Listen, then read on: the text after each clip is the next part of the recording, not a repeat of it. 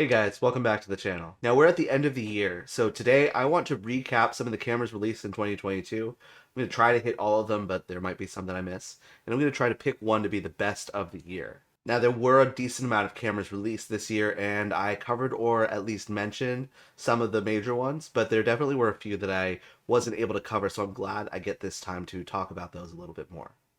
So, roll intro.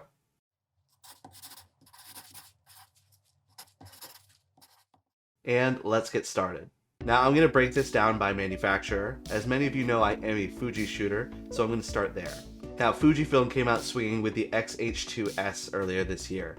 This is a hybrid camera with more video-centric features. The XH line is Fuji's flagship line that kind of loses a little bit of that nostalgic aesthetic and gains a little bit more of your typical DSLR or mirrorless handling and controls. So you're going to lose those manual dials, and you're going to gain things like sometimes having a top screen, dual card slots with CF Express, a PASM dial, and other typical mirrorless features. Now this one in particular had great dynamic range. It had 6.2K 30p video output, a fan attachment for unlimited video recording, dual card slots with CF Express, and a high-speed electronic shutter capable of capturing up to 40 shutter flaps per second. Now this camera is particularly great for video because it has a really fast sensor readout, so there's very little rolling shutter or jello when you tilt or pan the camera around.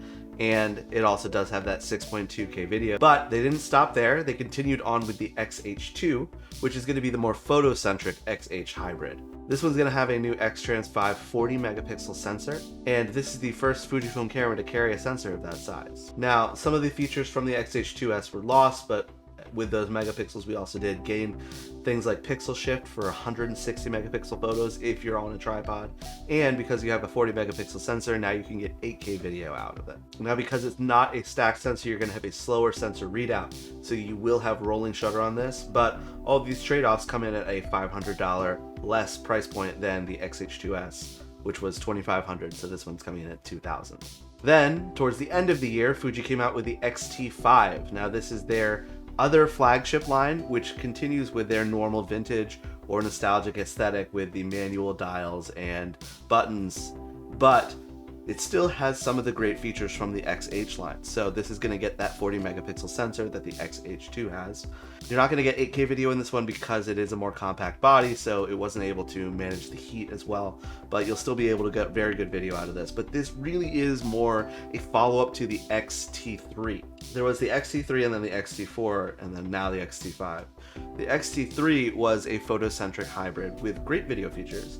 The XT4 was more of a video-centric hybrid. I mean, it definitely was still great for photography, but they added a fully articulating screen and IBIS to that camera, which were things that the XT3 did not have because it was more focused on photo. So going back to the XT5, we did lose that fully articulating screen in favor of a three-way tilt screen, which a lot of Fuji shooters were very happy about because they didn't want that fully articulating screen. It's more easily damaged and it doesn't exactly do what photographers wanted it to do. So went back to that three-way tilt screen that was on the XT3. So this is kind of more the successor to the XT3, whereas the XT4 was more the second version of the XT3 because it actually did carry the same sensor.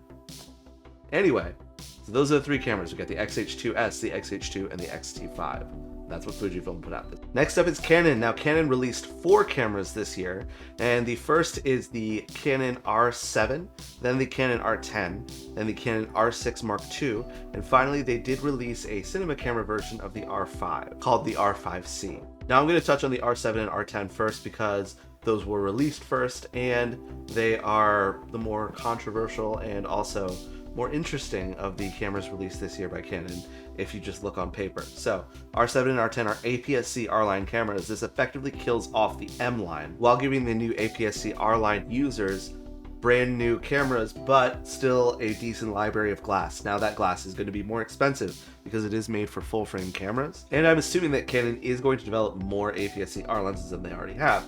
However, if you already own an R-line camera and R lenses, then buying an R7 or R10 is a no-brainer as a second camera for you unless you really need to be full frame for your second camera. Those lenses are way more expensive and heavier and bigger, but the quality out of them is undeniably excellent. So the R10 is going to be the cheapest of these cameras, and that's going to be a great budget entry-level camera for vloggers, but it's also going to be a really good camera for sports and wildlife photography. Then there's the R7, which is a little bit more of a prosumer level camera where you have really great video features, but the big thing here was the price to performance ratio, because this was only coming in at $1,500, and there really isn't that much better you can get at exactly that amount of money. So the amount of performance that you're getting out of this tiny powerhouse and that price to performance ratio did put it at the front of the APS-C pack very quickly.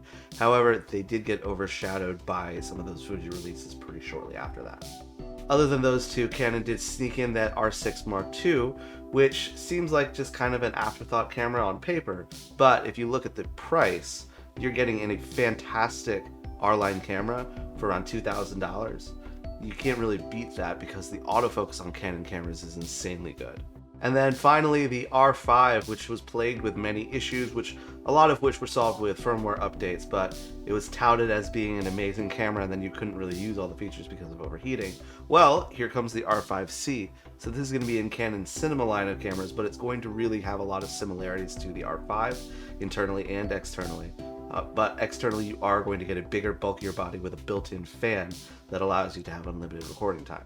Now, this year Sony came out with some interesting new versions of some of their popular cameras. First up is the A7R5, and this is the successor to the A7R4, which has been hanging around since, I believe, 2019, even before I started with photography, and definitely before I started with video. Now this camera has a 61 megapixel full frame sensor, an all new AI-based autofocus system with advanced subject recognition, 8K video recording, and 8 stops of image stabilization, making it one of the highest end cameras released this year.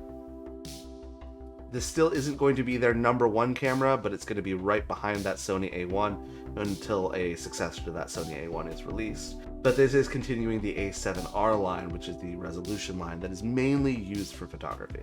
Next was a new version of the acclaimed and popular Sony ZV-1, and this is a compact camera with a fixed lens. With the previous ZV-1, there was a zoom lens attached to the body. Now it's going to come with a prime lens. The prime lens is going to be a little bit slower, and we're going to lose some of the features from the ZV-1 with this camera, but it also is going to drop the price down to under $500, which for a compact camera really isn't even that bad. But then on top of that, you're getting this camera and not having to buy a lens. So for a brand new vlogger or somebody who really doesn't need all that many amazing features and just wants to be able to hit record and go, this is really going to be a great place to start off your journey. Now, the most interesting camera that Sony released this year, and one of the most interesting cameras released this year in general, is the Sony FX30. Now, previously, they did the same thing that Canon did this year. They made a cinema version of one of their popular bodies, the A7S III. So they turned the A7S III into the FX30 and made that a budget cinema camera. Now, it still came in at around $4,000, which isn't that budget, but for cinema cameras is a pretty good price. Well, the FX30 is going to have every single feature from the FX3 except at $2,000. The only thing that we're losing is we're losing the full frame sensor and getting a Super 35 sensor, which is about the same size as an APS-C sensor. The A7S III was the best camera of 2020 by a landslide, and the FX3 basically took all of the great things from the A7S III and just made it into a cinema camera with a really cool top handle that had XLR inputs that could go directly into the hot shoe, and then a bunch of mounting points around the body as well, so that you could really put anything on there even without a cage. So now if you have an FX3 or you have an A7S III, getting a beat camera that is half the price but comes with all the exact same features and handling, literally the body is exactly the same, you really can't go wrong with that. And it's supposed to have slightly better autofocus, which is insane for Sony. Sony has the best autofocus on the market. When this camera was announced, I really wanted to do a video on it, but I had just gotten a new job and I just did not have time to do it. So hopefully I'll be able to do a hands-on soon, because a friend of mine is getting it in the mail pretty soon.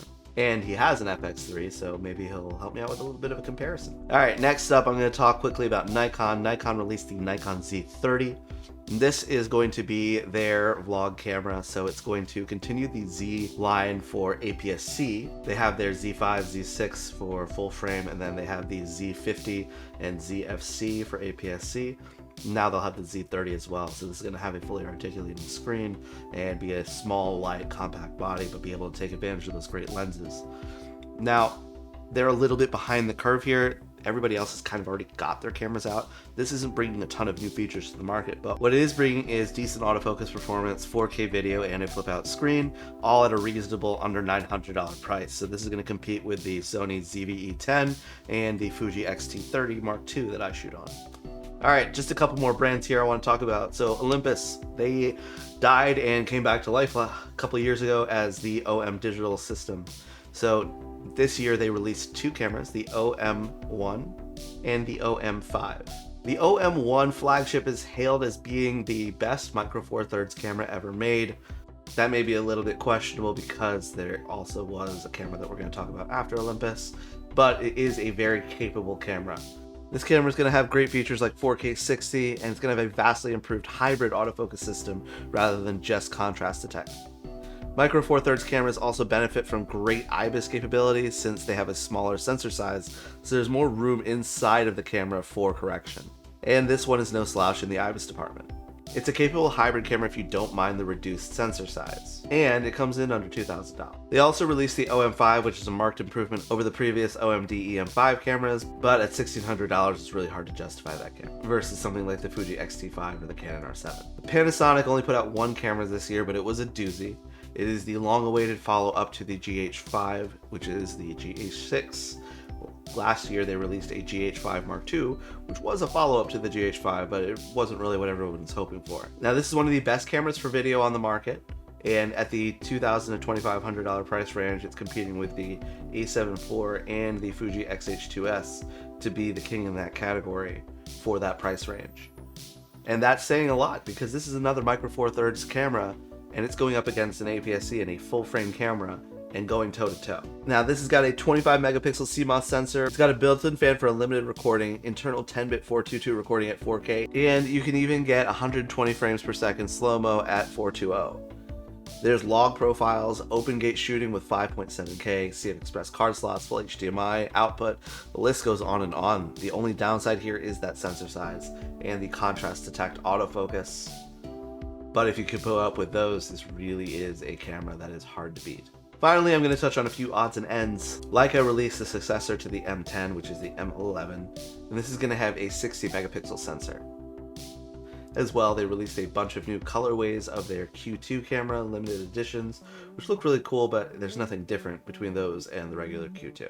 Hasselblad followed up their X1D 50C camera with a X2D 100C camera, and that's going to be a 100 megapixel medium format camera. It's going to go up against the Fuji GFX 100S. Finally, Pixie released a 64-bit processor version of their APS-C rangefinder camera, which Pixie's a brand that nobody really has ever heard of, but it's kind of cool to see another company making rangefinder digital cameras. They still are using the Leica M mount, which is great, so you have that excellent selection of glass, but this is an APS-C sensor instead of full frame. It's going to be a little bit more compact and have a lot of smart features, while still keeping a lot of the vintage aesthetic that you get from something like Leica.